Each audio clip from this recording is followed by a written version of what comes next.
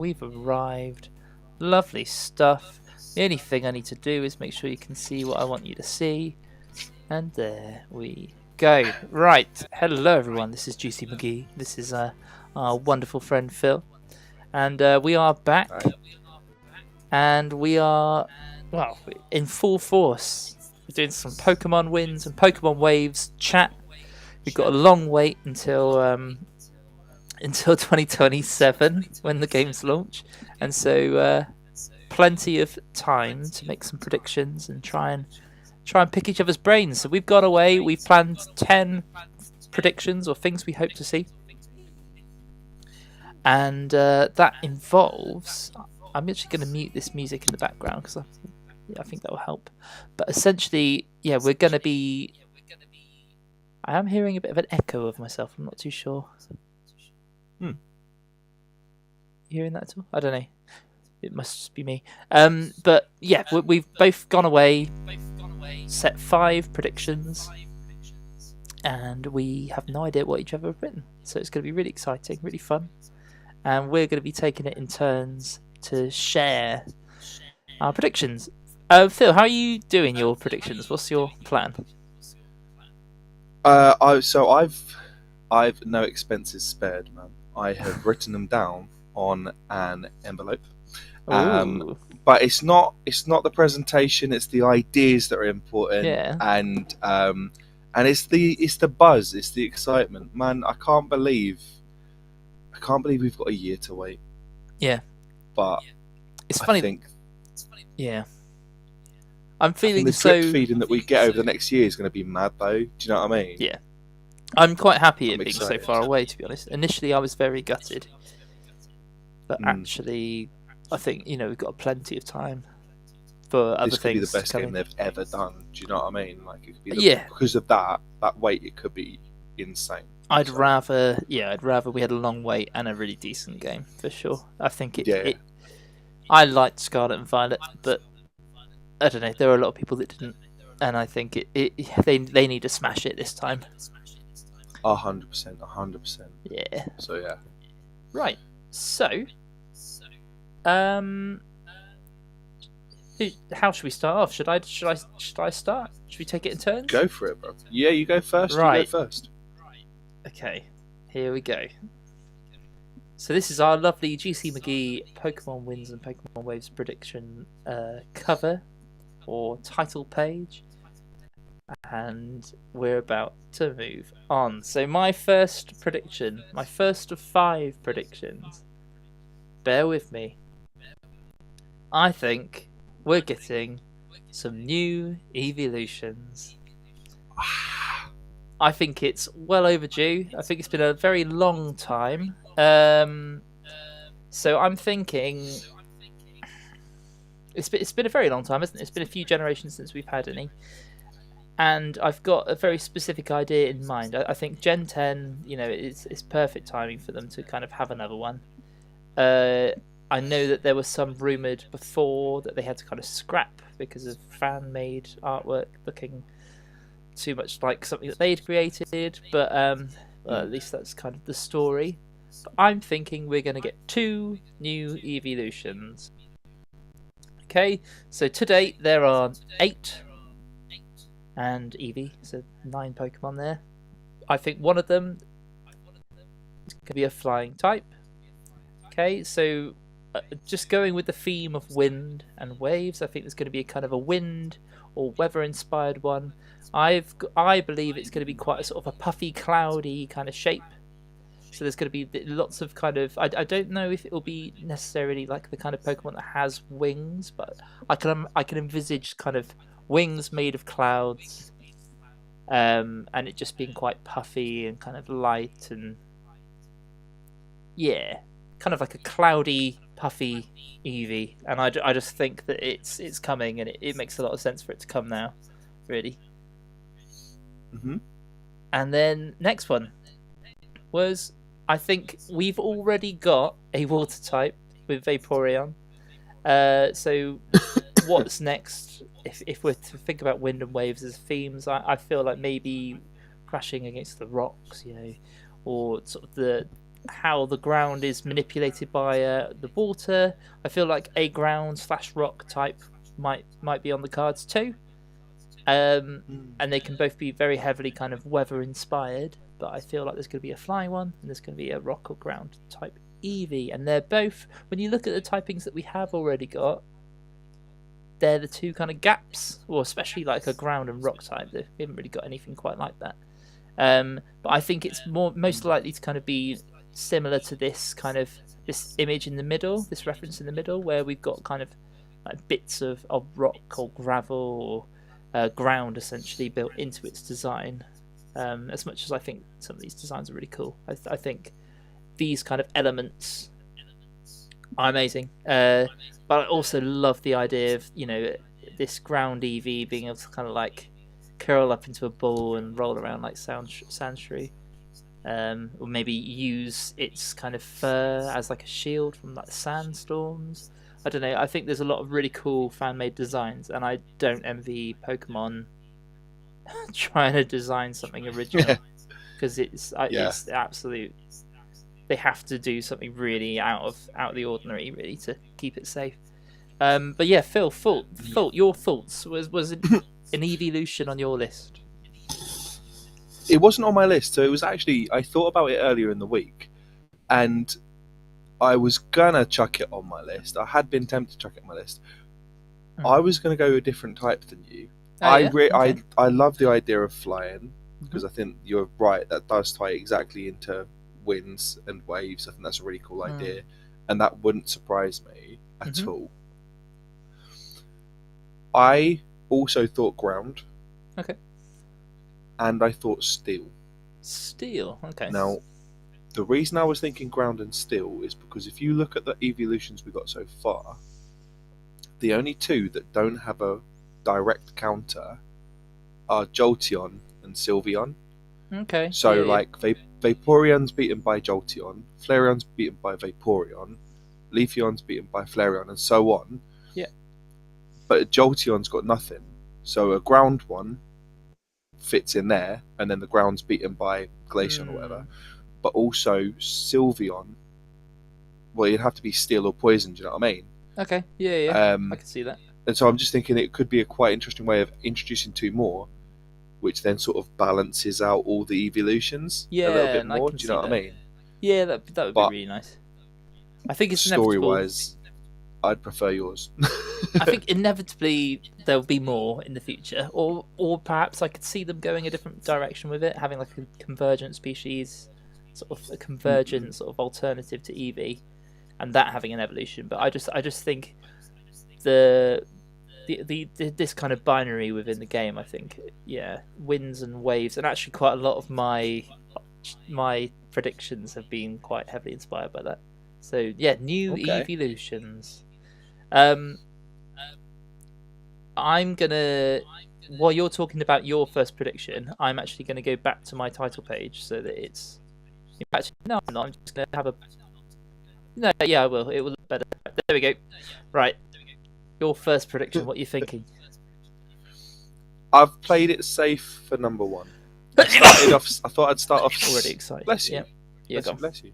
Thank you. He's allergic to my ideas. Too good. Well, this one's basic, but I'm hoping that I'm sure it's something that we're going to get. Obviously, I want it to be. It's going to be open world, but I would like to see more of the open world of it. So I'd like to see more of us as a character, like being able to climb. Again, we talked about Breath of the Wild when we did the thing. I'd like to see more. It would be great to have more like a Breath of the Wild style exploration of the world. Yeah. Is what I'd really like. But also, I really want them to bring back the resources collection from Legends Arceus. The resources collection? Remind me, what was the resources collection? As in, so, like collecting resources a little bit. Like, a bit like Pokopia as well, I suppose. Oh, yeah. But to make a Pokeball, you'd have to get apricorns from the trees, and you'd have to get this and that and the other. I don't think it should be everything. I think you should still be able to buy stuff. But I think having some form of like, I'm going to go to the forest and collect these things that, just as something to make it so that you want to explore the world rather than just being like, oh, I'm going to go there because I've not been there before. It's more like, I'm going to go there and I found this item that can do this. Do you know what I mean? I completely get that. Especially with the way that the world seems to be designed, it's we need to be kind of rewarded for that exploration, don't we? For sure. Yeah. So I think that could be quite a fun little extra for the game. So number one is having that as like a concept. Yeah. Just that sort of, just basically stealing from the games they've done before that I think revolutionised the series. Do you know what I mean? I completely agree, and I think actually as well, there's, for instance, like with Arceus and with Pokopia, as two games have been incredibly successful, and I don't think maybe they hadn't quite anticipated how successful they would have been. I think, especially when you consider Scarlet and Violet, anything that Arceus did right, Scarlet and Violet did not have enough time to really benefit from finding that out. Whereas when we're looking further down the line, they're going to be able to sort of implement these changes, aren't they? And the things that have proven to be successful, even if they're really subtle, like the shiny sound that everyone adores. Yeah. Need to have that actually as a key, I think. And then the panic of going, where is it? I heard it, I can't see it. Where is it? Yeah. There's always a little fletchling, isn't it, in the corner of the. Okay, no, amazing. Yeah. But no, I completely agree. I feel like that's. I feel like it's a given, but I'm worried that it might not be. I think it feels so right that it would be really shocking and upsetting if it wasn't. Yeah. I agree. Especially with the underwater exploration, because that needs to be really incentivized, doesn't it? I'm just going to tie something else into that because I'm a monster. Crazy. And I don't play by your rules, actually, Ollie. I don't play by your rules. I want to see, as a part of that, I want to see gym level scaling. Yep. I think one thing that held Scarlet and Violet back was that it was open world, but if you went up to gyms number 7, then you're stuck with a level 10 Quaxley fighting against a level 50 Baxcalibur, which is hilarious. I love that. But at the same time, I think having some sort of level scaling, either or maybe in Wild Pokemon and in the gyms, would have really sort of. It's difficult though because I quite liked going up north and finding a level 50 Dragonite and throwing every Pokeball I had in my bag at it. But do you know what I mean? Yeah. There might be some sort of happy medium, some sort of thing in the middle that would get the best of both worlds. I don't know. No, I know what you mean. I think especially if you're going to have like an XP share system, having this level scaling is essential, isn't it? Really, I think. Just to keep it sort of exciting and fresh, that's important. But I likewise, I do feel like there's times where having like an easier starter zone and like more challenging sort of areas that is a must too. But especially with the big battles, we kind of need some sort of scaling. Even if it's just that our rival is kind of on par with us, that would make a lot of sense. Yeah. Even if the rest of the game didn't scale, like just having them scale would feel good, I think. Yeah, well, I mean, at some point you've got to there's got to be some sort of level scaling because otherwise you just feel like a bit of a monster when you're sort of basically booting a puppy across the room. Because do you know what I mean? It's like that's going to happen as well, isn't it, with Pombon? Well, exactly. When I've got a level 100 big Brout or whatever it's going to be called. And then I'm sort of just, it's killing the dog, man. Like, there's got to be some sort of level scaling to keep it a fair fight. No, definitely. Yeah, it's fingers crossed. And that's kind of tied in then with your first point. Please don't clip that, by the way. Please don't clip that and put that on YouTube because I'm going to look like an absolute monster. Yeah, Phil talks about killing a dog. So right, anyway, you can't, quick. Just distract them. Go on with your next one. All right, I have to fly through. All right, here you go. And then who? Let's just quickly check that chat. Just clipped it. Oh, cheers. Thanks for that. Thanks for tuning in, Nicholas. Well, man, I quite liked it when I had a career. That was great. So that's out right. the window. Here we go. I'm so excited about a lot of these, I have to say. I mean, there are only 5, but right. Australia. Okay.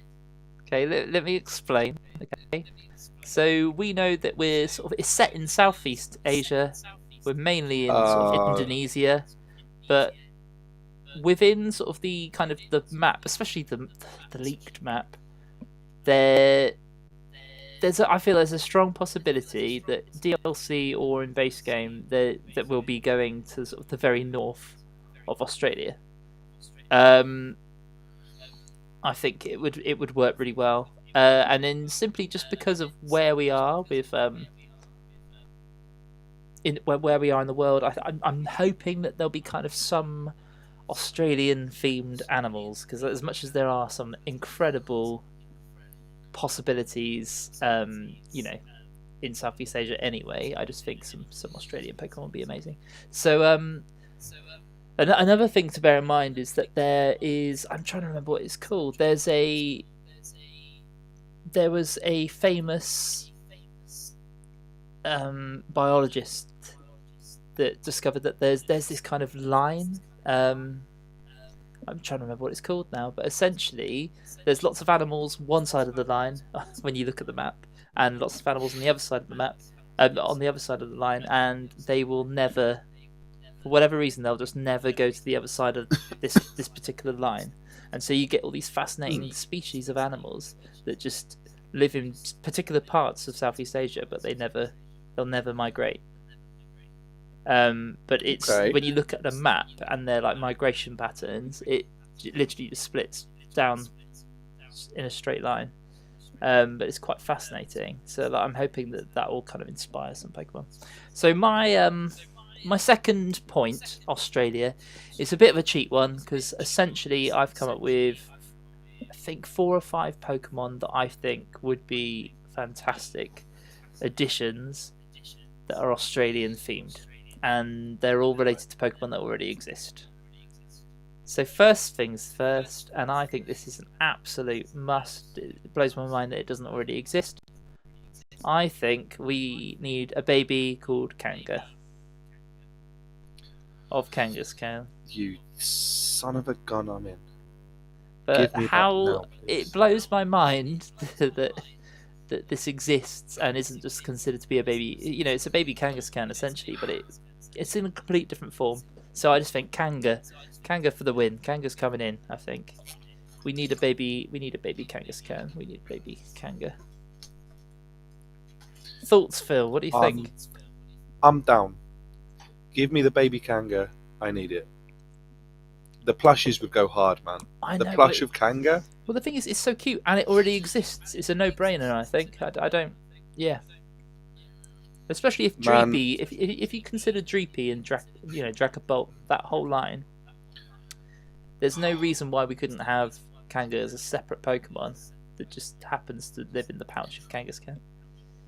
I agree, but you know someone's going to do a fan art, so they're going to take Dreepy but make it a Kangaskhan, shooting out 2 little Kangas. Yeah, but the thing is, Pokemon already own this design, so it's one of the safest things they could possibly do. It's a good point. It is a good point, and I do like it. And we've seen it, when Kangaskhan Megas, that little thing smacks some people about. So and I have to say, these Pokemon get more exciting as well. So next one. I think it'd be really cool if there was a convergent variant of Psyduck, but it doesn't have to be called Platyduck, but just some other. I'm thinking sort of like I think it's quadrupedal, so basically a Psyduck that's on all 4s and loses its psychic typing and is all ground or water ground. But it doesn't have psychic typing anyway. Actually, it's just water. But I just think having a sort of Psyduck that has that kind of variety would be amazing. So basically, I've got a baby Pokemon, I've got a convergent Pokemon, What do you think? Thoughts, Phil, on the idea of This Platyduck? entire video has been a mistake because Ollie, if I don't get Platyduck, I'm going to riot. I just you've changed something within me. Well, you know how I need it. you were predicting how the water starter for Gen 10 was going to be a platypus, and I'm wondering, is this the reason that we couldn't have a platypus starter? Because for them, it made complete sense to have a platypus of some other kind of sort. Man, I need it. I need it. I don't think I'd want Psyduck, a Platyduck, to look quite like this. This isn't my art or anything. This is just stuff I found online. But I just think like a ground heavy sort of type of Psyduck or Platyduck would be incredible. It'd be super cool. And an amazing one to see as well. Show me something that I'm going to hate, please. Because I'm about to cry. All right, I need to save him. Some of these are really cool. There's only 2 more, but I do feel like they could be genuine things. Right, here's the next one. Go on then. Kamala Bee. Okay, so the idea, I don't think it would look like this, okay, but I think Kamala as a little koala, I think it would be really cool if Kamala could evolve. And I think instead of, I think wallabies and kangaroos are quite similar animals, and I'm wondering if maybe they would combine the two, and you'd have like Kamala Bee. So that's where Kamala and wallaby kind of meet in the middle. What I'm picturing is that Kamala would be very similar to the past, but I think the main difference would be it kind of hugs and just sort of lounges and sits on its little log that it carries. So it's quite possessive of its log, but like, I don't think it's going to be like really aggressive or, you know. There's a lot of fan art of Kamala evolutions that kind of imply that it's going to be this like big tank and that kind of thing, and I just think I don't think it's going to ever be like anything crazy. I just think it's going to maybe stand up a little bit more and be a little bit more attached to its log, essentially. Well, you don't want it to be too similar to like Pangoro and that line, to be honest. Yeah, and that's it. And then also, too similar. I think this fan art of the Kamala's sort of like head, that does a really good job of kind of capturing sort of what sort of a Kamala wallaby crossover could look like. Yeah. Yeah. So that was. No, I like it. I like it. And then the last one is something I'm excited about simply because it makes a Pokemon that isn't viable way more viable, and it would be blooming cool, especially with how much it had to be a water type essentially because of how much sea we're going to be exploring. But check this out, the fact that this doesn't exist anymore kind of makes me sad. Mantitan.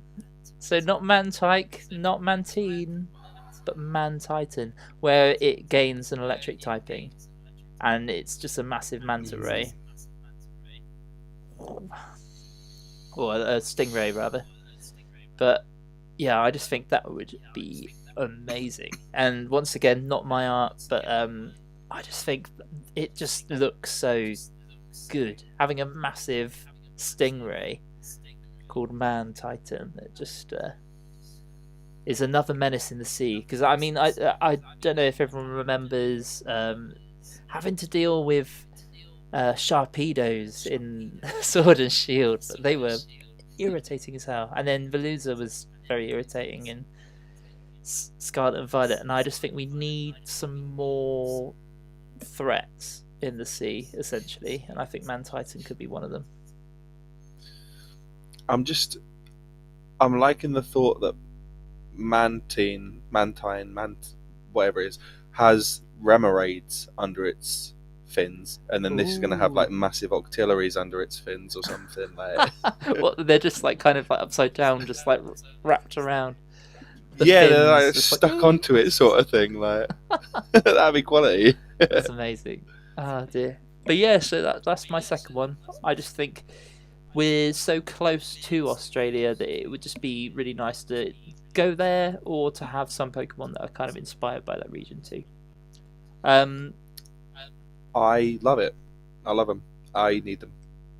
I'm just going to quickly find out. what the name of the line is in it's called like something beginning with W. Don't cross. I don't know. Let's just quickly see. I'm really intrigued to know what it's called. The Wallace line. There you go. So yeah, it goes right across Malaysia essentially, near Bali and Borneo, and it separates the tigers and elephants from the kangaroos and koalas essentially. And it's just there's no actual barrier. There's nothing actually sort of stopping the land in any way. It's just the animals just don't cross. They know that that's their side, and it's baffling. So I just think if they kind of fed into that in some way, that'd be awesome. It's great. First of all, it's crazy. And sorry, I'm just picking this up a bit. Mm-hmm. First of all, it's crazy, and second of all, I need to get my hearing checked because I literally thought you went, I need to find out what that lion's called. And I was like, what lion? No. So I'm actually going deaf. I think that's it. With some of these edits, I might try and get captions on here as well because I think that does help. Fair. Yeah. Well, I like them a lot. I hope that they're going to exist. Australia's a cool idea. Yeah. Can I just quickly check? Can you see my screen anymore? No, it's gone. Could you see? I can only see us. Could you see before? Could you see that? It's back now. All of that. Yeah, was I can see the first two. Awesome. All right. So what about your number 2 then? Let's do that. Oh, just before I do, just completely aside. Check out your number 2. This. I'm sorry, Ollie. I'm derailed. You don't want to know about that, Ollie. But I'm just going to completely derail this for a second. You've not ever been to Australia, have you? No, I haven't. No. So I was talking to someone. My mate's Australian actually. We went to see an Aussie band on Tuesday, which is why we couldn't do this on Tuesday. Okay, cool. So I've been to Melbourne. That's all. Yeah, well, I've only been to Melbourne, and Melbourne was amazing. Like I almost moved there in the end. But one of the best things that they have, and lovely place, amazing. The wildlife's insane. The people are cool. Like it's a great place to live. Chicken salt, mate. It's like chicken flavored salt, but it's really? It's unbelievable. It's unbelievable. Chicken KFC, we went to KFC and on the chips they put chicken salt, and it just makes everything better. Just makes everything better. I need to buy chicken salt. Trust. And I said to my mate the other day, I was like, the best thing in Melbourne, he was like chicken salt, and I was like, bruv, yes. That's insane. I've never heard of that. I wonder if that's going to inspire a Pokemon. I hope so. Maybe that's what. And I like the idea of there being one called. Yes, he's angry. That'd be great. Brout becomes Salty. KFC. Yeah. Fire grass type would be cool. I don't know. We had one. Yeah. One. And like a Pokemon called Yeah Nah that turns into one called Nah Yeah. That's very Australian as well. I think we could really lean into it. I think that's cool. Couldn't we? Yeah. Forget Indonesia altogether. No. Yeah, we probably shouldn't do that. That's a bit. Yeah. So what's your number 2 then, Phil? Right, my number 2. So this is something. Stop laughing at that sentence. You can't. This is something that people have been asking for forever, and it annoys me because we got this in Generation 5 to a certain extent. I've sort of lumped it together in terms of I would like there to be difficulty settings, and I would like there to be some sort of medals or achievements system. Now, Generation 5 gave us both of these things, and the problem is they weren't good, because the difficulty system, you had to beat the champion to unlock a key, and then trade that key. So I think if you had Pokemon White, you could get an easy version, and Pokemon Black, you could get a harder version. Oh, really? But who wants the easy version when you've beaten the champion already? That's bizarre. Do you know what I mean? Yeah. So, and then you had to trade with the other person to get the key. So if you had Pokemon Black or Pokemon White, sorry, to get the more difficult version, you had to trade keys with someone that had Pokemon Black. And it basically was this convoluted way of giving us something that they could have just been like, all the Pokemon are 5 levels higher. I mean, literally, that's all it was. Pokemon are 5 levels higher or something by the end of the game. So I'm hoping that from the beginning we'll get like a. All I want is it to be like easy, normal, hard, nightmare. Do you know what I'm saying? Yeah. I don't think we'll ever get a nightmare mode, but something like that. See, I wonder, like a proper challenge. Off the back of that, a nice sort of compromise would be to have like a kind of new game plus system. I almost wrote that as well. I don't know what that would look like, but I mean, we've had things that are similar to it, where you're like invited back to, battle all the gym leaders again and that kind of thing. But I've got some end game ideas coming up, but I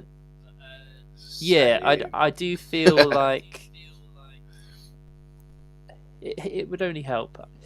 I think Pokemon's in a really strange place now, where like every time we're given a really lengthy tutorial on how to play a game that we've been playing all of our lives, and even if it's for younger children or younger audiences, their reading's not that good yet.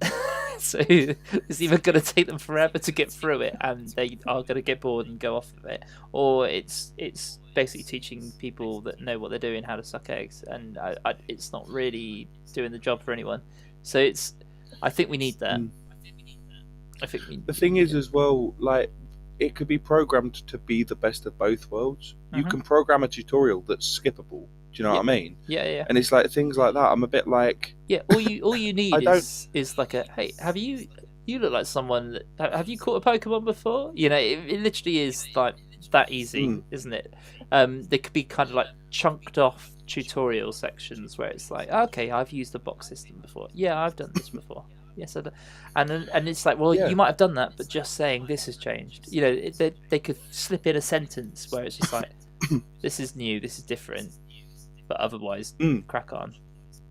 But it's like, I feel like Let's Go Pikachu read my Switch save data and was like, you've played this game, so you get this Pokemon, or whatever. No, it was. It did. Maybe it was Brilliant Diamond and Pearl. All the games have. You played this game, so here's a Mew. You've played this game, so here's a Celebi. You played this game, so here's a Pikachu. And I'm a bit like, you can read my data to see that I've played all these games, but you're teaching me how to beat this level 5 score bunny. Like, come on, man. Like, and also, let's be reasonable about this. Why bless you with a mythical Pokemon if you've never beaten a level 5 score bunny? That's the thing. Like, it's a bit crazy. But no, I completely agree. I just don't know who these systems are designed for sometimes, because I've seen it both sides. I've seen children kind of lose interest because it's taken too long to get through, or there's too much reading to do, and then I've seen adults complaining online about having to do this tutorial for the 50th time. So I don't know, it's a funky one, but that'd be awesome. Yeah, completely agree. Nice. Rightio. All right, ready for number 3? I'm all ears, bruv. I'm all ears. All right, this one's going to take a while, because essentially I've tried to make my predictions on what I think each of the starters are going to look like. Okay, I'm excited to see him. Okay, I'm very excited. This is Sprout, the one that matters the most. I'm buzzing about this, man. And Sprout it's got quite an obscure concept. Okay, so here is the owl from Legend of Zelda. Okay, I don't think it's going to look quite like this, but you can see how the angry eyebrows have elongated and it's looking quite fierce and grumpy still, which I think is going to be partly what's going on. Okay, right. So I'm trying to remember what Alright, get rid of that. So there's a plant called the Beringen. So if you look at Sprout on the official Pokemon website, it lists him as like some sort of he's like a bean sprout Pokemon, or something like that. So he's essentially like part bird, part plant, and this is the national plant of Indonesia, essentially. And I think that could be really good inspiration for kind of like the pattern, the design of sort of the feathers, or kind of like the main sort of chest section of this particular Pokemon. I just feel like that pattern could look really good, and it could be like a really good crossover, you know. But the other part, which really excites me, I think all three of these evolutions are going to be inspired by Indonesian art and Indonesian theatre. And there's one art form that's really cool, and Indonesia is really famous for its shadow puppetry. And I think it would be really cool if we had like Grass Dark or Grass Ghost, and essentially. So I'm calling this Pokemon Frownang, not Frowning, but Frownang, okay, because it's a crossover between Frown and Yanang. But essentially, I think it would be really cool if Brout's really angry, really frustrated, really pissed off still, but essentially uses could be like rooted in the ground still, or like attached to like a branch or whatever, so not necessarily flying. But I would love the idea of using its wing as like a backdrop, and then sort of fooling other Pokemon and sort of trapping them, teasing them, tormenting them, hypnotizing them, essentially using shadow puppetry.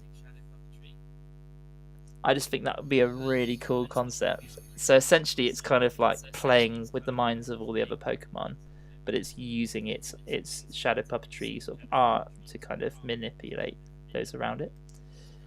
So I love it. Quite outlandish, but I just think it kind of fits this whole concept of Brout being like just innately angry, and if he's quite menacing and wants to kind of wind everyone up, then I don't know. I can see it. I could see it being a thing, and it's. I think it could be really cool. It just might. Yeah. So Frowning is what I'm thinking. I love it, first of all, and second of all, I didn't know that Brout was part of Beansprout, and yes. You have improved my knight immeasurably. I am very excited that he's a Beansprout, so thank you for telling me that. Let's just quickly see. So Brout is described as a bean chick Pokemon.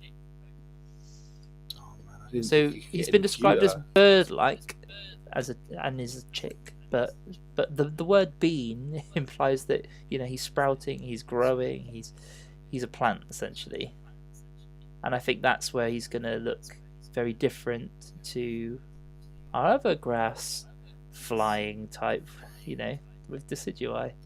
So I think something that doesn't necessarily fly, that's grounded, that's able to.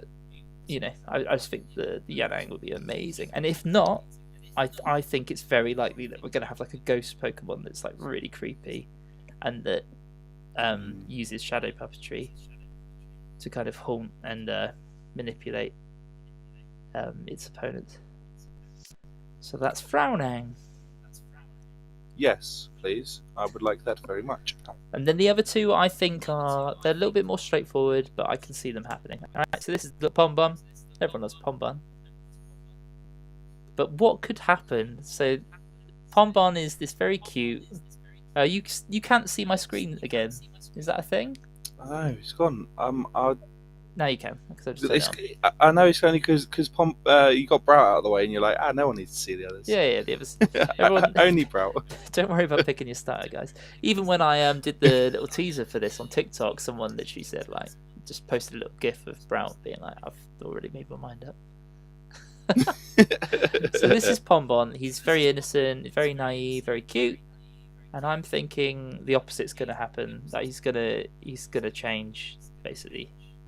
Okay, so this is called Penang, and essentially it's quite common in a lot of Indonesian sort of theatre, and essentially it's like a kind of there's a lot of kind of, it's like a lion dog essentially, but essentially lots of people will wear these kind of masks. They're quite sort of intense, they're quite intimidating, they're massive, but I think with the kind of dog that Pombon is, this is likely to happen. Like this kind of evolution where it leans itself towards these kind of costumes. So there's kind of, it's like a lion-like dog that has this kind of quite menacing, intimidating mask.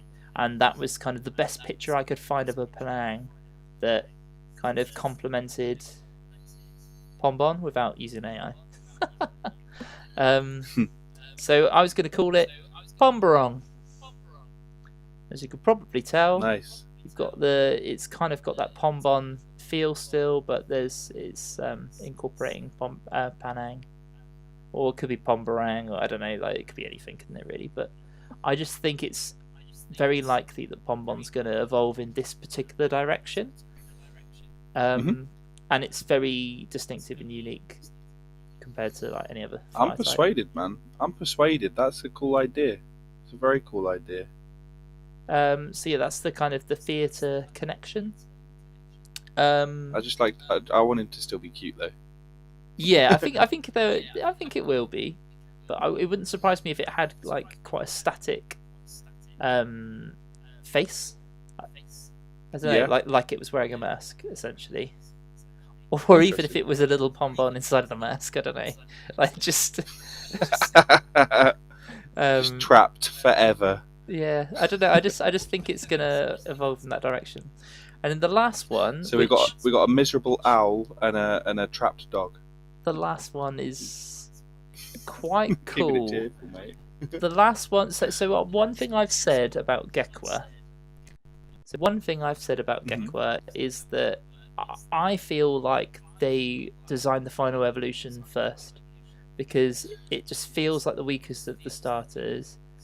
And I think they had a really fantastic concept for what it's going to end up being, and then they kind of had to work their way backwards. And the more I did some research into what Gekwa could be, the more I got quite excited. So obviously we know it's a gecko. We know it's like it's a play on words, isn't it, with like aqua and gecko, and sort of little watery gecko essentially. So I was doing some research into sort of geckos and lizards and sort of all these kind of creatures in Indonesia. I came across a dancing gecko.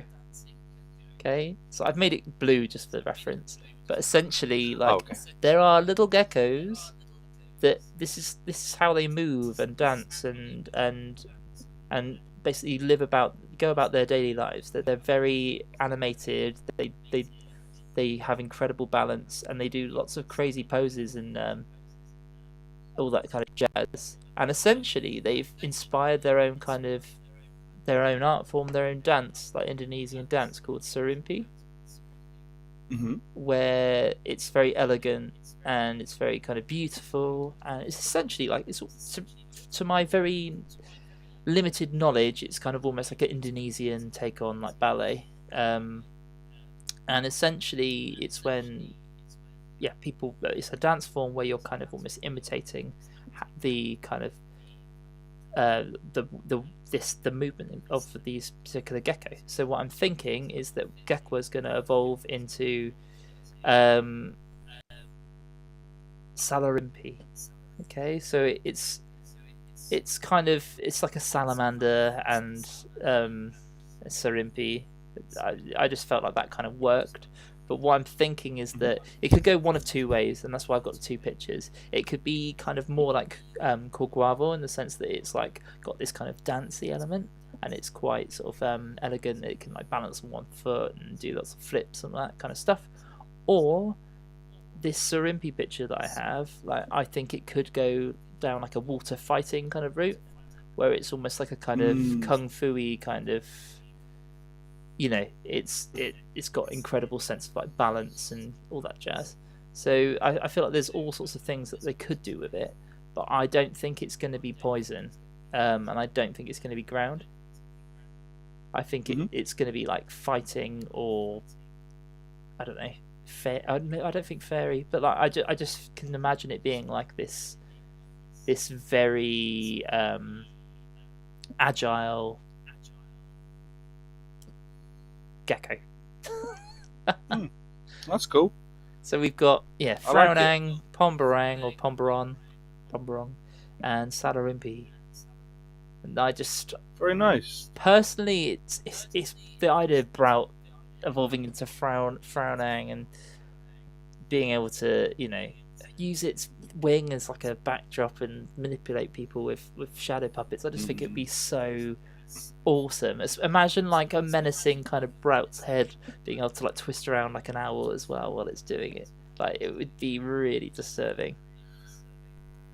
Man, yeah. I mean, obviously, we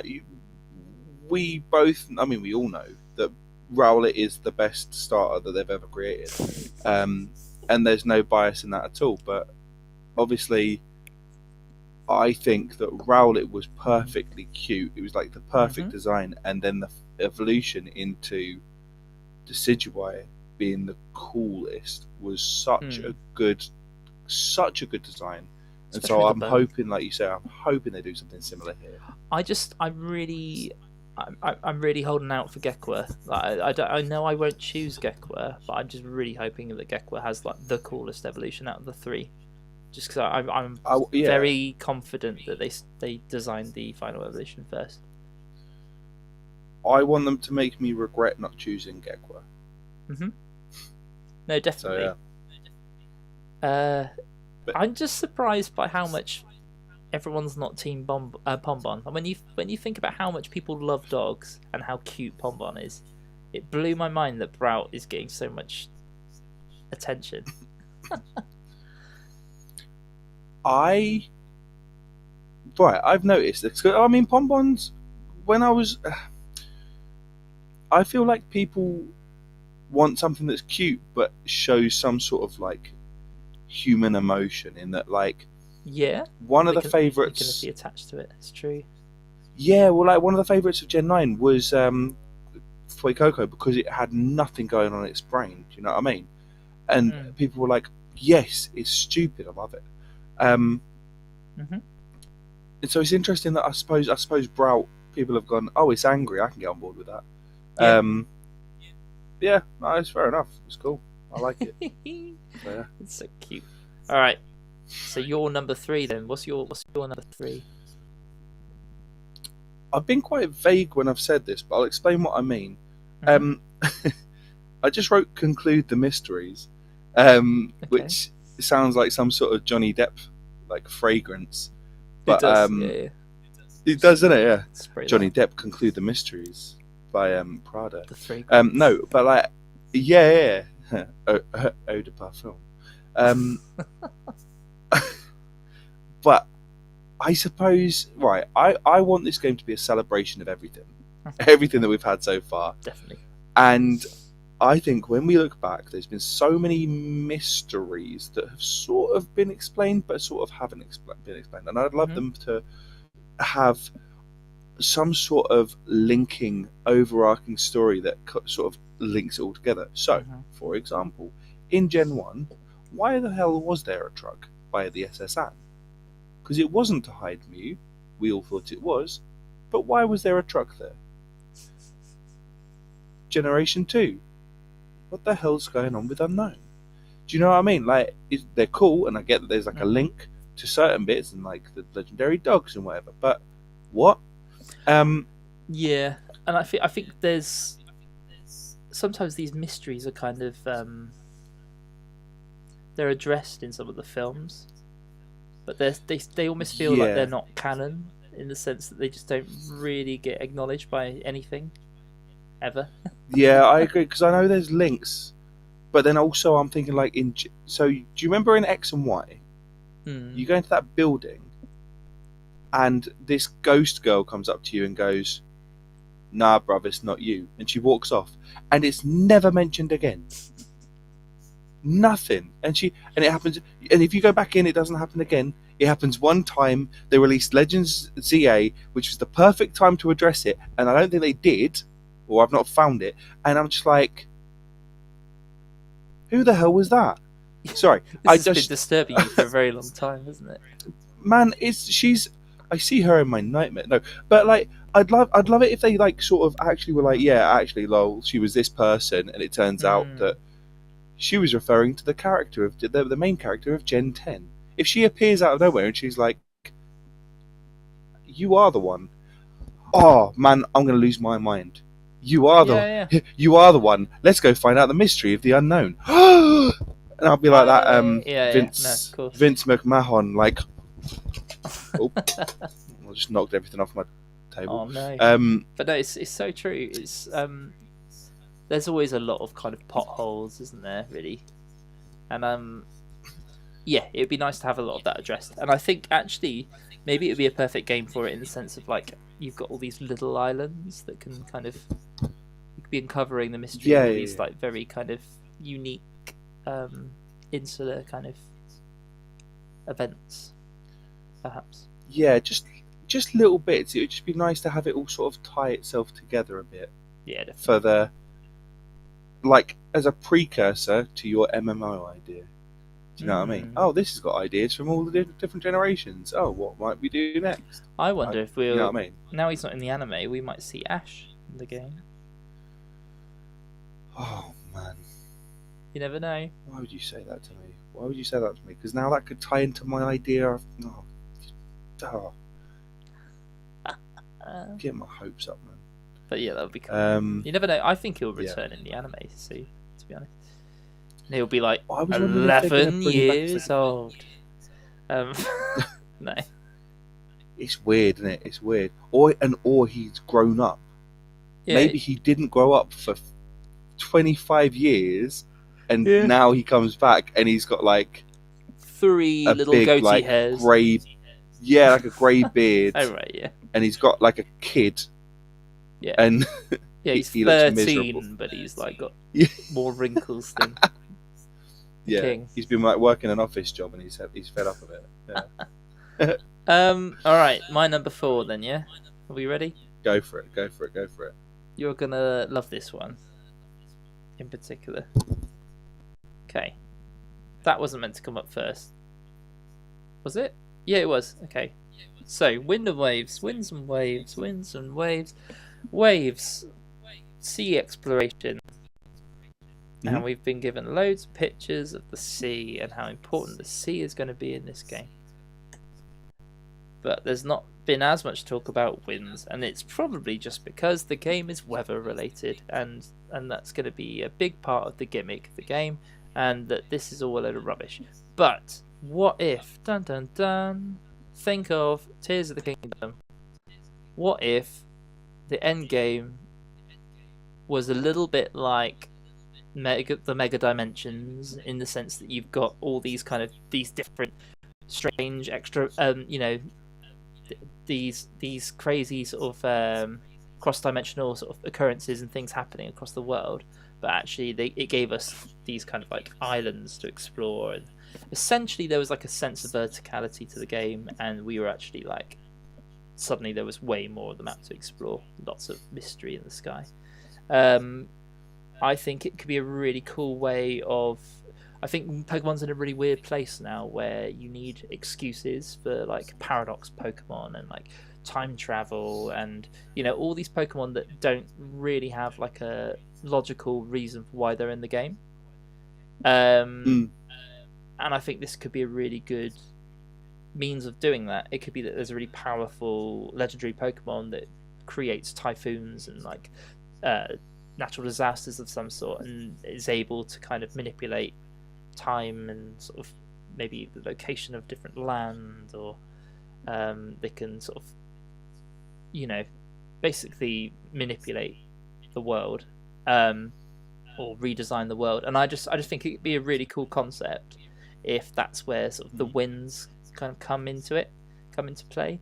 I just think the games are very much called Winds and Waves, and I know that the weather is going to be significant in this game, and that this is probably not going to amount to being anything, but it would be a really fantastic way of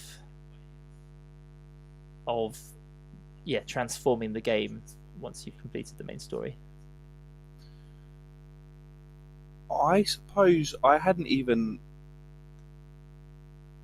entertained the thought that we wouldn't be exploring the sky, and I'm not sure why I thought that, but I sort of I guess I presumed that we would be in the sky at one point. I don't know. Well, I hope we are. there's lots of islands and there's a lot of sea to explore, but I just think that there's just going to be so much scope for that. I mean, likewise, I don't know what they're going to give us that's going to make us want to be under the sea all the time. Yeah. Because I do feel like in most games, when you've got the ability to go underwater, it's kind of like, yeah, this is cool. Yeah, I don't need to go back under there though. It's yeah, I don't know. And I mean, I know that Tears of the Kingdom was super popular for lots of reasons, but maybe this would be a really good way of. You almost want an updated. Do you remember in Omega Ruby and Alpha Sapphire when we got you could ride Megalatios around? Yeah. And you go to different islands. You always want that sort of. Yeah. Yeah, I think that's it. I'm not necessarily picturing kind of like 50 islands that are just flying in the sky, but I just think in terms of a unique spin on having an excuse and a reason for having sort of Pokemon in the past and future present within this game, that could make sense. I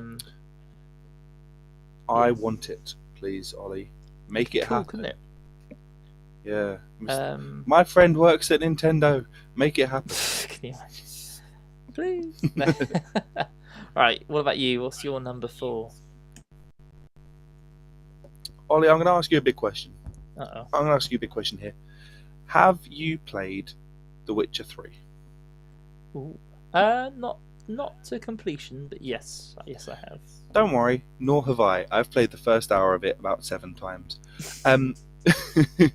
Because every time I play it, it's a great hour, and the rest of the game's probably really good too.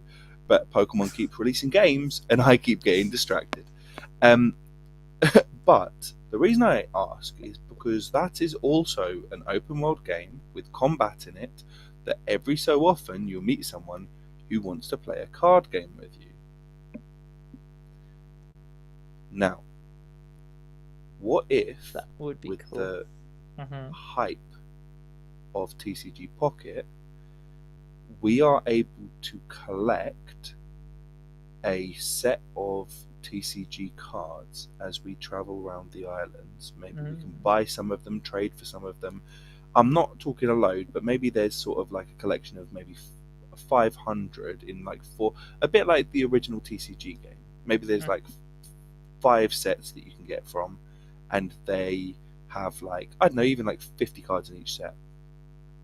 And the idea would be that, I suppose, a little bit like Scarlet and Violet, you've got your gyms and you've got Team Star, but then, or whatever, but maybe one of the things that you're doing is like linked into this TCG thing where you're actually competing against people as a separate little challenge.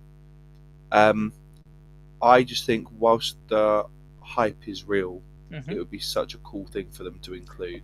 Could be really cool. Yeah, no, definitely. I think I'd be interested to know how they could. What's the card game in Witcher 3 called? Is it Ghent? Is that right? Yeah, Gwent or Ghent or something like that. Yeah. That's it. But yeah, I'm wondering. It would be really cool. I just wonder if would it be like a unique spin on the card game, or would it be like TCG in itself? I don't know. It would be a really cool way of incorporating it, though. Maybe whatever the unique, like, because we're gonna get a mechanic, I'm presuming. Yeah. But maybe whatever the mechanic is, could be released in the TCG game in that before we get it in the actual cards or something like that. Could be a really cool, like, I don't know. Really I've cool. just forever wanted some sort of TCG mode within it as well. No, that'd be amazing to have, wouldn't it? It's no, I don't think it's ever been humoured at all, really. There's not even been. I don't think there's even been references to the card game in. I don't know why there would be. No, and it's a shame because obviously we got the TCG game on the Game Boy, and then Japan got the second one, which like introduced like 20 new cards or something. Oh, I didn't realize that was the second one. Yeah. Yeah, I think it was like TCG Gold and Silver, and I think basically it was the 4 sets from the original, and then like 1 set that had like 20 Pokemon from Johto. and it was a bit of a flop. I don't know why it would have flopped. Can you imagine why it would have flopped when it had only like 10% new gameplay? No idea. And then obviously it's never been mentioned ever again, ever, except when they No. released an app that made them billions of pounds. Crazy. Yeah. Crazy.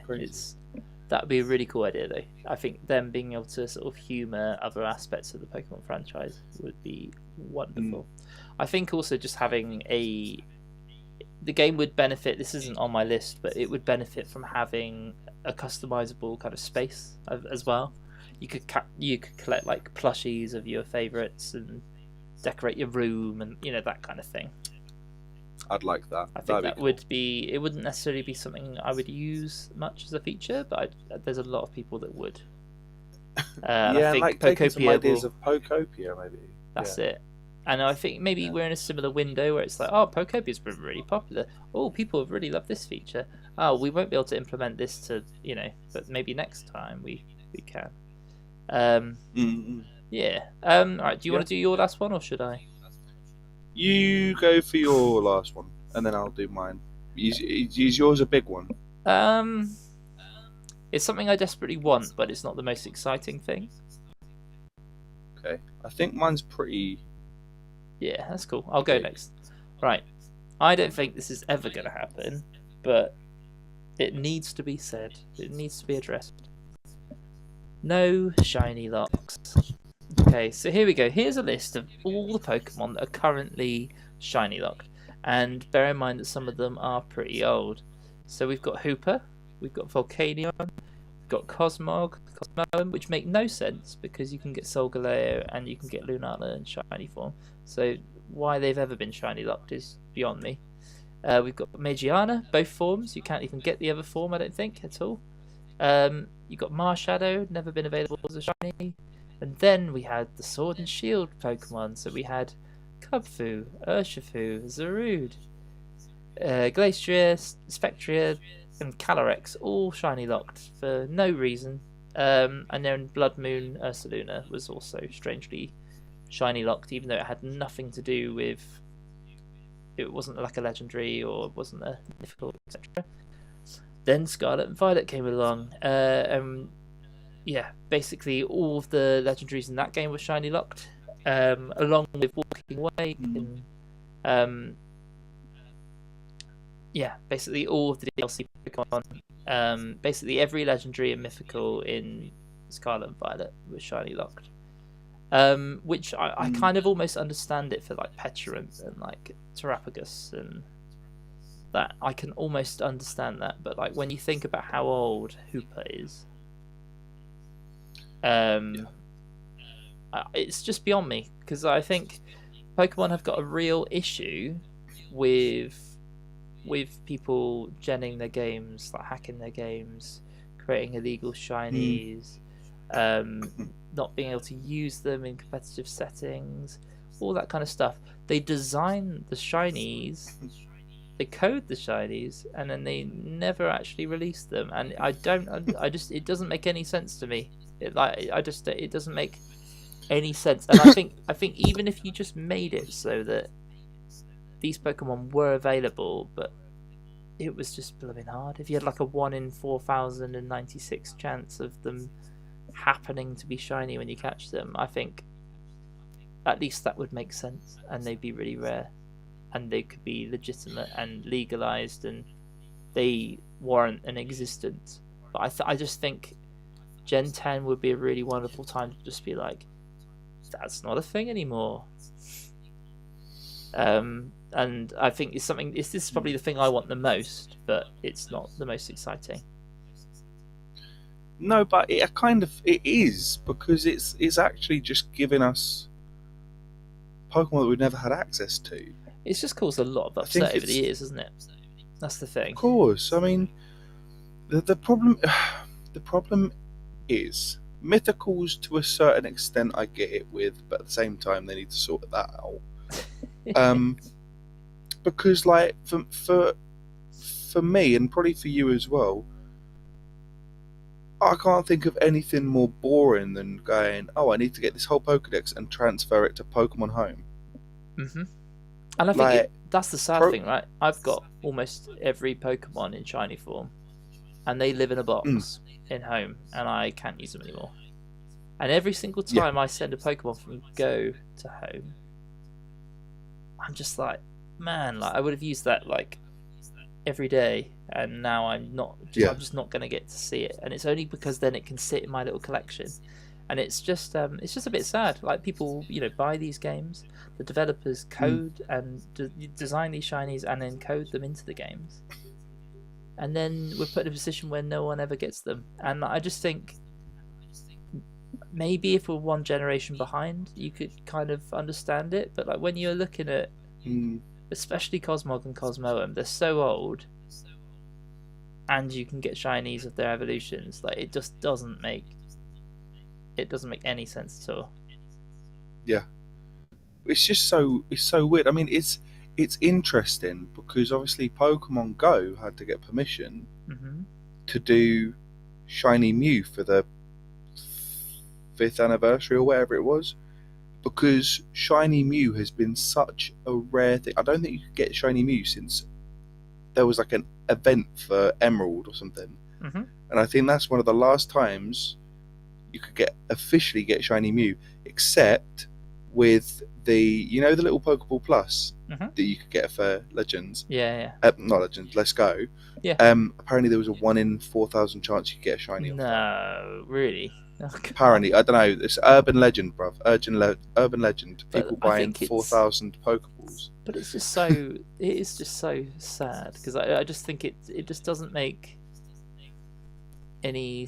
It just doesn't make any sense. Like the thing is, they want people playing their games, so you'd actively want the people that are interested in this to be resetting 4,000 times and getting their shiny. Like they would want that. They're special, they're unique, they're rare. But it just doesn't seem like it's in their best interest at all. And especially now we're in the UK where games just closed down. We don't really have a place to distribute codes, really. No. It's not like we all have our sort of high street retailers anymore. So going in to pre-order the game to then get a shiny, a shiny redemption code, it doesn't really work like that anymore, does it? So I just think it's time. I think they just let go of it because it doesn't make any sense to me at all. Yeah, I agree. The thing is, I've heard people say the reason they do it is because often a legendary is part of the story, and it's like a really important part of the story, and what they don't want is people to get that part of the story and then have to reset for 4 days straight. Yeah, I get that. And I get it, but it's like, well, then have a second one that you can shiny hunt. Yeah, that's true. Like, that'd be nicer. That'd be a really cool. They gave us 2 Miraidons, didn't they? Like, I feel like technically, you could go back and catch a second one. I think technically you've got the one you ride on, and then you collect. You get one thing. Yeah. But no, it's a bit, especially with like, so say for instance, I'm trying to remember the name of it now. The Pokemon with the mask that was in the teal mask. What was it called? Ogerpon. Ogerpon. So Ogerpon has 4 variants. And it's like, right, well, what's the point in having a shiny form that no one's ever going to see? Like, yeah. And it's you look at like Gouging Fire and like Raging Bolt, and you look how cool their shinies are. Their shinies are basically like really nice throwbacks to sort of the original shinies of Suicune and Entei and Raikou, and like it just doesn't make any sense why we wouldn't have those. Yeah, I agree, man. I completely agree. It's wasted potential, and we're always second guessing when we're going to get them and why we're going to get them. But I think it's just, I don't know. It's the thing that's baffled me the most for the longest time, and I just really hope Gen 10's where they kind of decide to drop it, because I think we're past the point now where they could be like, oh, here's a code for everyone's going to get their shiny Volcanion. Like it's that's well, they're going to have to do it as like an online whatchamacallit, like a mystery gift, and it's like, yeah, let me earn it. Don't make me go, oh, I've connected to the internet. Here's a shiny. yeah, No, or let like me- you've completed the Pokédex and then here's the shiny, but it's not yours. It's got a silly name. It's got like a Yeah, the original Yeah, trainer yeah. is just called Home, or like it's never consistent as well. It's never like just like a obvious, oh, that was a handout.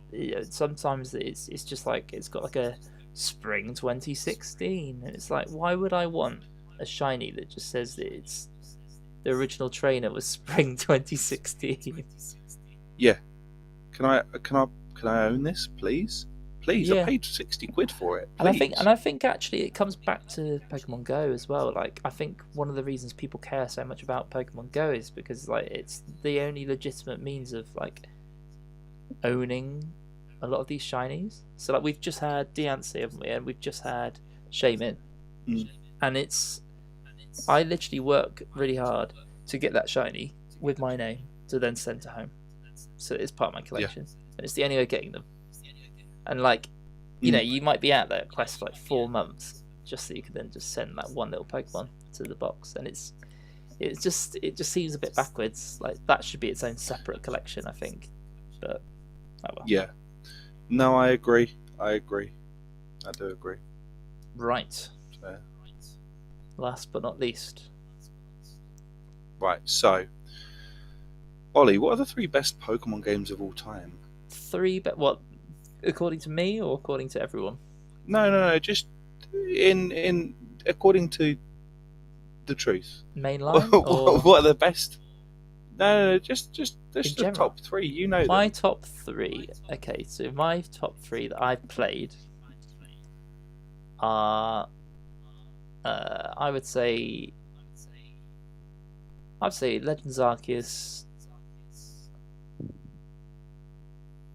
I mean, the thing is, I haven't played a lot of the best ones that people absolutely adore. But I think Legends Arceus is probably Heart Gold and Soul Silver, and Fire Red and Leaf Green. They're probably the 3 most popular. Good, that's good.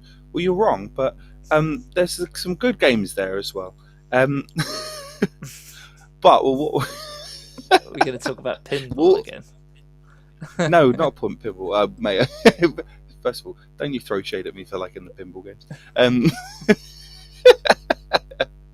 Right, I think 3 of the biggest, most renowned games are Emerald, Platinum, and Heart Gold Soul Silver. Now, what do those 3 games have in common? They end with the Battle Frontier. Ooh, okay. Now, I am desperate for them to, and it's interesting because after Gen 4 they tried other ways of doing this and it just wasn't as good. Yeah. So Gen 3 we had the Battle Frontier and it was the OG one and it was insane, and yeah, some people complained about certain things which I agree with, and then Gen 4 sort of streamlined it slightly to be, okay, you need less battles and there's less things and this, that, the other. And then Gen 5, you were in a tree. I don't really know what happened. And then Gen 6, you were just in a mansion and there were 2 women that were dressed maybe as prostitutes. I don't. Ollie, the game's got weird. So that happened. And then Gen 7, 8, 9, they've not really had. I mean, Gen 8, you had the Battle Tower, but it was. Yeah. Here's my suggestion. I would like a Battle Frontier where the leaders of each of the things is one of the champions that we've seen from Gen 1 to 9. Okay. So I'd like a Battle Tower where maybe at the end of the double battle route you double battle against Red and Blue. Yeah, sure. No, that sounds really cool. To win that, and then like maybe, and it could be that. So it'd be cool if there were like ones that were kind of based around the gimmicks as well. So maybe like you could have like one that you can get Mega Evolution Pokemon in. There'd be other rules as well. Because did you ever play the Battle Frontier? I did not. No, I've not.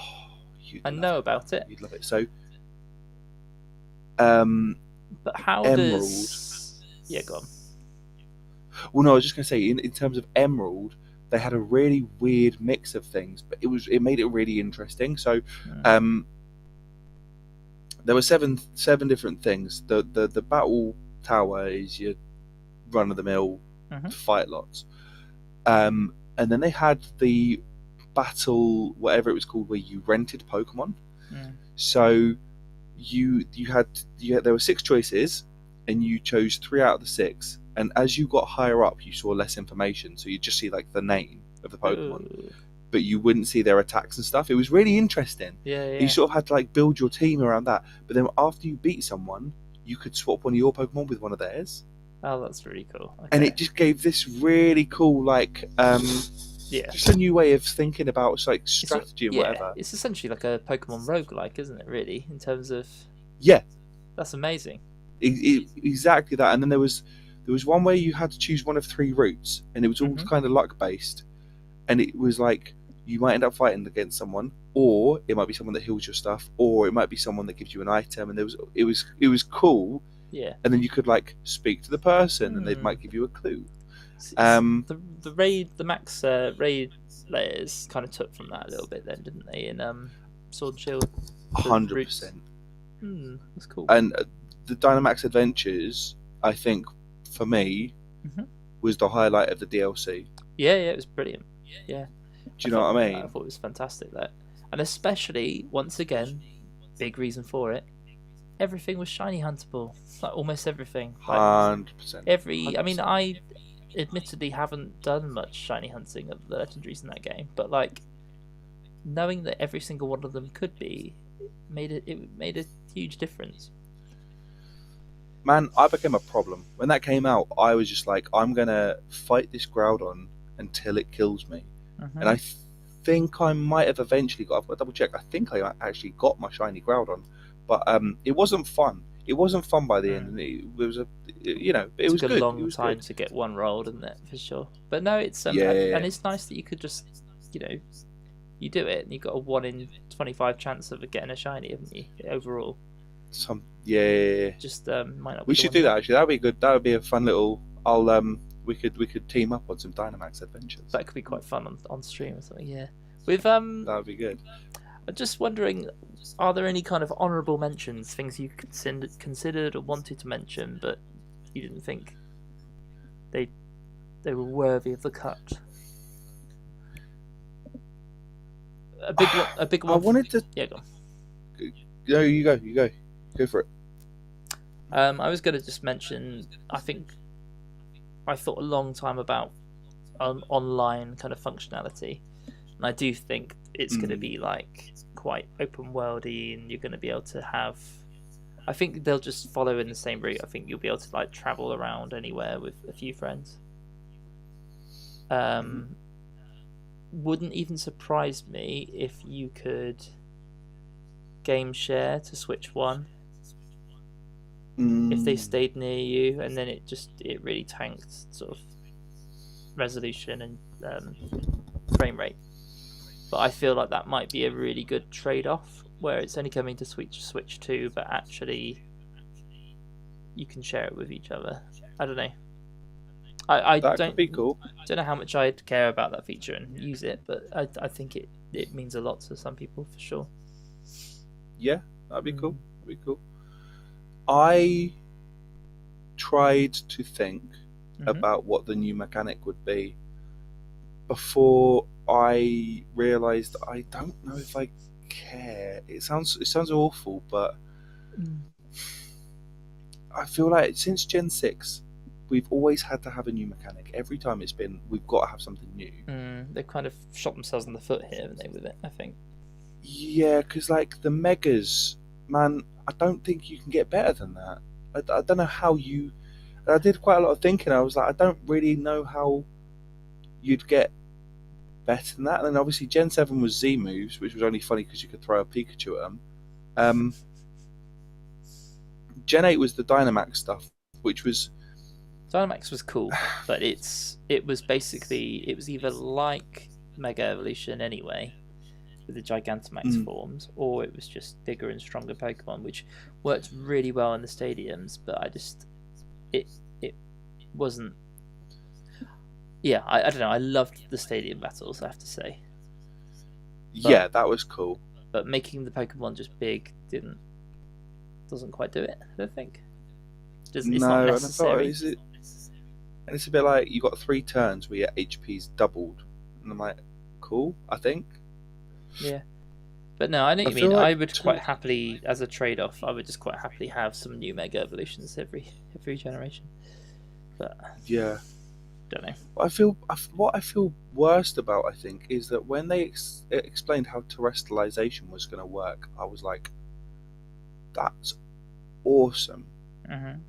You send out a Scyther and then you terrestrialize and it becomes fire type.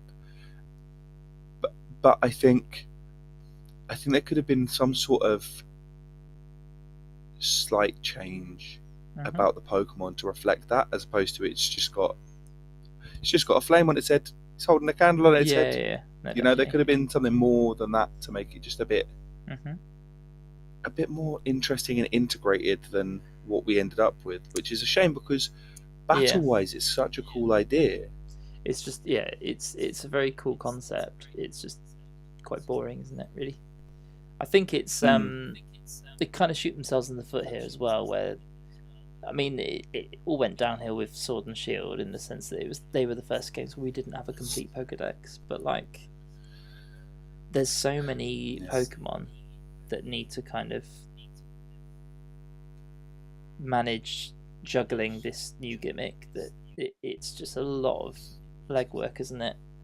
So I'm hoping, you know, like with Champions, they don't have to worry about the battling so much. But one thing I was going to ask about the Battle Frontier was like, if the combat isn't traditionally turn-based, how's that going to have an impact on the Battle Frontier? Because I don't know about you, but I really couldn't care less about the ZA online battles.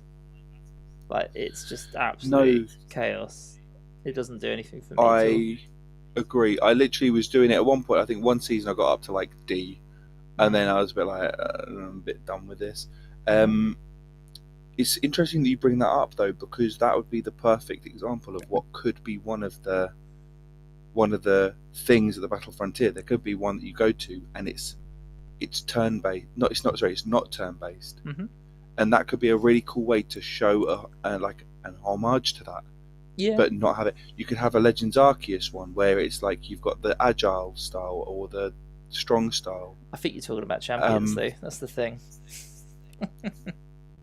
Maybe. I just think, because I think Champions is going to be I think it's exactly what it's meant to be, which is an absolute mess of everything that's possible, without it being divided up much. Whereas I think having it that it's divided up, and maybe having an online mode, but also having it so that there's NPCs that you play against, and then you have someone at the end that you beat, and you sort of are collecting these little stamps from each one to try and be the best. Do you know what I mean? I just think it'd be really cool. And just having the idea of, okay, and it's the champion from, I've beaten this thing, and now because I've beaten 30 people in a row, I fight against the champion from Generation 5, and that would, do you know what I mean? Yeah. It would just be a fun way of tying it all together. But I get what you mean with Champions. It might be too close, but maybe they're using Champions as a way of working out which battle styles people would be most interested in for it. I don't know.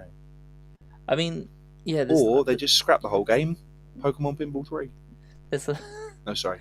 there's a lot of really exciting things that they could do with this, I think. But I think one of my main interests is the Pokemon. Like, what Pokemon are we going to see? And I think it'd be really cool to do another one of these, but to focus on, I don't know, however many Pokemon that we would love to see in the game. Maybe we could come up with like concepts or ideas of, you know, like for their names or that kind of thing. I think there could be some really cool Pokemon proposed. I mean, I kind of did that a little bit, but maybe we do like 3 new ones and 3 new versions of Mhm. old ones or something like that. Yeah, definitely. Hmm. That'd be cool. We will have to have a think, but yeah, no, cool, man. Pokemon. I need this game, bruv. I need this game. Yeah, but what about in the meantime then? Do you think so? We've got Fire Red and Leaf Green. Do you think we're gonna have Heart Gold and Soul Silver before it comes out? I mean, we're in I the think heat of maybe- Pokopia. We've got Champions coming out next month, which feels almost too soon. But what's going to It's happen flown between by, then? innit? Well, it's a bit. If anything, it's a bit overwhelming. Mhm.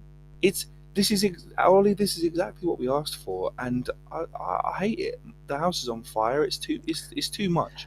Because yeah, you're not getting much time to I- actually play a lot of these first party games. no, and it's like It's brilliant. I'm but on it's- Pokopia, and I'm like, I need to do all this stuff. Hang on, I've not done my daily task. I've not done this or that, or the other.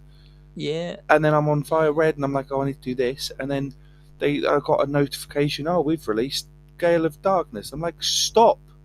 well that's it. Please, yeah, like what are you God, meant to do? I've got- Like you can't Yeah. realistically play any of them properly, can you? And I'm just like, please stop. This is exactly what I asked for, and you knew better than me, Game Freak or Pokemon Company. You knew better than me. But Clearly. also, if we've got so much to play right now, and then Champions is coming out in April, what's the plan? Like, surely they've got some tricks up their sleeve between now and 2027. Another thing I really want to talk about on the channel is Nintendo Direct stuff, because I think when they very recently kind of given release dates for all the games that we know are coming. So like we know when Yoshi's coming out, we know when Tomodachi Life's coming out.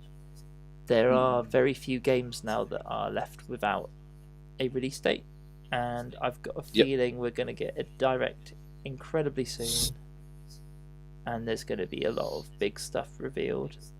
Most notably, I think we're going to get the Legend of Zelda game announced. But I just think it could be really good to do a bit of a direct predictions, because I don't think it's not going to be long. Ollie, man, you can't say there's going to be a new Legend of Zelda game. I've got to sleep tonight, man. But I see, need to try and get to sleep. what I want is a Smash Ultimate Switch 2 edition with an extra fighter pass. Well, not even just an extra fighter pass, but like just if they gave us 4 new fighters and a new map, and it was just smoother in some way. I don't know how it's going to be smoother, but I just think, how cool would that be? Even if it was just like, here's Waluigi. Maybe we could do another one where we're focusing on like who the next Smash fighters might be, all that kind of stuff. Yeah, there's all sorts of exciting things. Brout. But yeah, there we go. There's just saying, Mario Tennis is really good. Really, really good. Is it good? It's brilliant. Yeah. Ollie, stop it, man. I can't afford all these things. I want to buy it. It's funny because like Pokopia, I'm enjoying it, but like there's a little part of me that's like, hang on, do I want to do that? Do I? You know, there's a lot of it just feels like a bit like Animal Crossing in the sense that you're just doing mundane tasks, and it's like, this isn't. Am I enjoying this? I don't know. I'm having to like second guess myself sometimes. Yeah, I've had to I've got to the point where I'm sort of alternating between it and other games, because I'm very much like, I've got to the point where I'm like, I'll build a house, and then it's like, the house will be built tomorrow, and I'm like, okay, I guess that's an excuse to play Pokemon Leaf Green. Yeah, that's it. I've not played it much at all, but it's like there's some parts that I'm really intrigued by. Like I think the main thing is just the fact it's like such a a swan, well, not a swan song, but like it's a real celebration of the original generation, isn't it? I think when I first realized, like being on the SS group, the SS, and it blew my mind. I was like, what? This is what this is. Yeah. But there we go. It's impressive, man. It's impressively. Whether or not it's a game that's made with us in mind, it's it's a stunning game. and I don't think you can ever do everything that exists in it. I think it's made so that you can't beat it, because it's Yeah. just going to be a forever game. And Which I think is clever. I think for it's very me, I'm just really just so chuffed that it's been received so well. It's been really lovely to see a Pokemon game come out and it just be like 9 out of 10 reviews everywhere. Yeah. To the point No, I where agree they with that. pulled it off the shelves and they're like, we actually don't have any stock. Yeah. You know, like No, when was I the last agree. time that's happened? You know, and it's wonderful. And I mean, I think Animal Crossing needed the competition really. So Yeah. No, I agree. It's it's nice to see. So. Yeah. but yeah, maybe we should wrap up there because it's quite late. Isn't it? Oh God, it's very late. Ugh. Well, we keep doing this. We're like, yeah, we'll have a little chat. 2 hours later. Yeah. Awesome. But yeah, some very cool predictions. And what I'll do is I'll chop some of this up and put it into some shorts and share that around too. Perfect, man. And then yeah. But yeah, we're up to 20,000 views on YouTube now. 20,000. And then we've got we're getting there. We're doing lots of bits and bobs, and hopefully going to start doing some long videos on YouTube and popping them out too. But we'll see. Nice. I'm just knackered. Sounds. Yeah. And then we've done a good little run today. Some good stuff. Yeah. Some really cool predictions. The sea is a big reveal, and I feel like we're going to get some cool reveals in the near future, in the coming months. I agree. I'm hoping that we get some sort of maybe Champions comes out, and then maybe like in the summer we get like a little teaser trailer or something. Mm-hmm. Just like a little something to keep us going. Do you know what I mean? I think we could very easily get nothing for another sort of 6 months, couldn't we? For sure. Yeah. That's fine. But we can hope. We can always hope. Yeah. So no, nice one, man. That's cool. But yeah, have a lovely evening. Thank you very much for watching this, whether you were with us at some point or watching it in the future. And hopefully we'll do another one soon, talking about some Pokemon. Maybe doing some predictions of the Pokemon that we'd love to see. I think that could be a nice good one to do next at some point. And you know what's mad is next time we do one of these videos, I might not even be in this house. Yeah. Wild. I thought you were going to say I might not even be here, sort of thing. I might be dead. No. Going to be in your new house. So yeah, nice. Yeah. Nice. Awesome. All right. Thank you very much for joining us today, young Phil. And then maybe we can play some games together at some point. That'll be fun. Sounds perfect. Yeah, cool. Awesome. But yeah, keep safe, and then see you all later. Goodbye. See you later. Jeez.